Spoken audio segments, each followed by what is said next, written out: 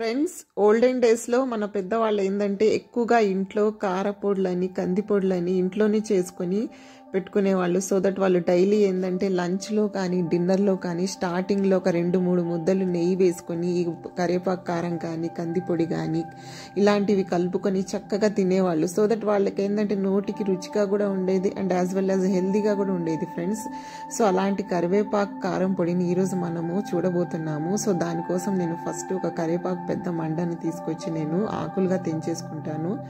So కరివేపాకు వల్ల మనకి చాలా యూజెస్ ఉన్నాయి ఫ్రెండ్స్. మెయిన్గా వచ్చేసి మనకి హెయిర్ గ్రోత్కి చాలా యూజ్ అవుతుంది అండ్ చిన్నపిల్లలకి కంటి చూపుకి ఎవరికైనా స్పెట్స్ ఉన్నా కూడా వాళ్ళు ఏంటంటే కంటి చూపు సరిగ్గా లేకపోయినా వాళ్ళు ఈ కరివేపాకు ఎక్కువగా తింటే వాళ్ళకి చాలా తొందరగా కంటి చూపు మెరుగవుతుంది ఫ్రెండ్స్. సో నేను ఫస్ట్ ఏం చేశానంటే ఈ పోపు దినుసులన్నీ రెడీ చేసుకున్నాను. ధనియాలు, మినప్పప్పు, తర్వాత పచ్చెనగపప్పు, తెల్ల నువ్వులు, జీలకర్ర, చింతపండు, ఎండుమిరపకాయలు ఇవన్నీ నేను రెడీ చేసి ఏం చేస్తానంటే ఒక బాండి పెట్టుకొని నేను ఆయిల్ వేసేసుకొని నేను ఇవన్నీ చిన్నగా 1 by 1 ఫ్రై చేసేసుకుంటాను.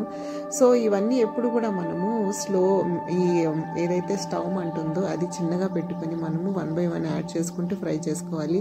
హైలో పెట్టుకొని ఎప్పుడు కూడా ఫ్రై చేసుకోకూడదు. దీనివల్ల ఏంటంటే మనకి ఇవి కాలిపోయే ఛాన్సెస్ ఉంటుంది అండ్ ఇట్లా కాలిపోతే ఏంటంటే మనకి ఈ పౌడర్ అనేది టేస్ట్ పోతుంది. సో ఎప్పుడు కూడా మనము సిమ్లో పెట్టుకొని ఇవన్నీ చిన్నగా నేను 1 by 1 ఒక్కొక్కటి యాడ్ చేసుకుంటూ నేను ఫ్రై చేసుకుంటున్నాను. సో ఇదే కాక ఎక్కువగా మనకి ఫీవర్ వచ్చిన వాళ్ళకి ఏంటంటే నోరు చప్పగా అలా ఉంటుంది కదా. సో అలాంటి వాళ్ళు కూడా ఏంటంటే స్టార్టింగ్లో ఒక 2-3 ముద్దలు ఇలాంటి పౌడర్ కందిపొడి కానీ కరివేపాకు కారం పొడి కానీ ఇలాంటివి వేసుకొని తింటే వాళ్ళకి కొంచెం నోటికి కూడా బాగుంటుంది ఫ్రెండ్స్. సో నేను ఏం చేశానంటే ఇవన్నీ నేను ఫైనల్గా నేను ఎండుమిరపకాయలు కూడా వేసేసుకొని నేను ఫ్రై చేసుకున్నాను. ఎండుమిరపకాయలు ఎలా ఫ్రై చేసుకోవాలంటే అది క్రిస్పీగా వచ్చేయాలి. తర్వాత నేను వెల్లుల్లి కూడా యాడ్ చేసేసాను. తర్వాత కరివేపాకు ఏదైతే నేను వాష్ చేసుకొని డ్రై చేసుకున్నానో అది కూడా నేను యాడ్ చేసేసుకొని మంచిగా ఫ్రై చేసేసుకుంటాను. ఎలా అంటే అది కరివేపాకు మంచి క్రిస్పీగా అయిపోవాలి. సో అప్పటిదాకా నేను బాండీలో నేను ఫ్రై చేసేసుకుంటాను. ఫ్రై చేసేసుకొని ఏం చేస్తానంటే పక్కన పెట్టేస్తాను ఫ్రెండ్స్. సో దట్ ఏంటంటే అది చల్లబడినాక నేను మిక్సీకి వేస్తాను. సో గుర్తుంచుకోండి, ఎప్పుడు కూడా చల్లబడినాక మిక్సీలో వేయాలి ఇలాంటి పౌడర్స్. లేకపోతే వేడిగా ఉన్నప్పుడు వేస్తే ఏంటంటే ముద్దలాగా అయిపోతుంది. సో అది చూడడానికి కూడా బాగోదు. సో తర్వాత నేను సాల్ట్ వేస్తాను. తర్వాత నేను పసుపు అండ్ ఒక చిన్న నిమ్మకాయ అంత సైజ్ అంతా నేను చింతపండు వేస్తాను. నిమ్మకాయ సైజ్ అంత చింతపండు కూడా నేను వేసేసి నేను పక్కన పెట్టేస్తాను. సో ఇందులో ఉన్న ఇంగ్రీడియంట్స్ అన్నీ మనకి చాలా హెల్త్కి మంచివి. నువ్వులు కానివ్వండి, మనకి లేకపోతే ధనియాలు కానివ్వండి, జీలకర్ర కానివ్వండి, ఇందులో ఏవి కూడా మనకి హెల్త్కి బాగోవు అని అనటానికి లేదు, అన్నీ మన హెల్త్కి మంచివి ఫ్రెండ్స్.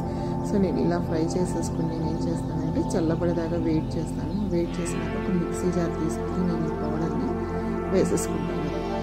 సో పౌడర్ వేసుకున్నప్పుడు ఏంటంటే ఒకేసారి మనము మిక్సీకి వేయకుండా ఏం చేయాలంటే ఆగి కలుపుతూ వేసుకోవాలి ఫ్రెండ్స్ పౌడర్ ఎప్పుడు కూడా. సో దట్ అప్పుడే మనకి ఈ పౌడర్ అనేది ఎక్కువగా మనకి ఎక్కువ వర్క్గా ఉండదు. సో చూసారా, ఈ మన కరివేపాకు కారం పొడి అయితే రెడీ అయిపోయింది. సో ఫ్రెండ్స్, ఇది కిడ్స్ దగ్గర నుంచి పెద్దవాళ్ళు ఎవరైనా తినొచ్చు అండి. చాలా టేస్టీగా ఉంటుంది.